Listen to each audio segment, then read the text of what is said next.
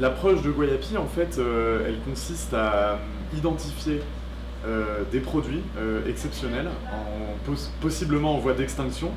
Donc on travaille surtout dans des régions très riches en biodiversité, comme l'Amazonie et le Sri Lanka, mais malheureusement qui ne sont pas forcément riches économiquement ou au niveau du capital technologique.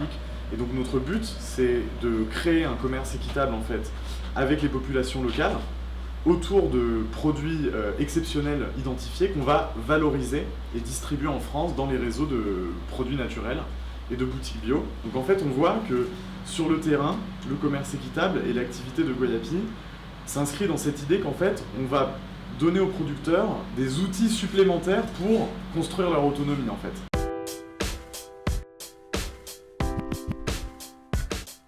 Dans notre activité, avec les producteurs, on a replanté différentes espèces d'origine en fait. Et donc on a vu au fil des années se reconstruire des écosystèmes qui ressemblent à ce qu'il y avait avant, c'est-à-dire notamment des forêts. Et ça c'est très important parce que les forêts c'est vital et c'est les systèmes de support de vie de la planète.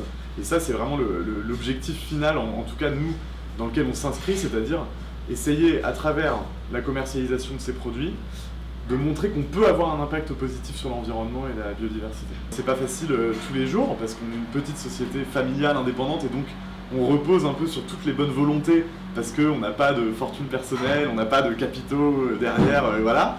Donc ça dépend vraiment de nous, mais si on arrive à intégrer ça avec la vision globale, ça donne vraiment de l'énergie et du coup je pense que ça motive beaucoup.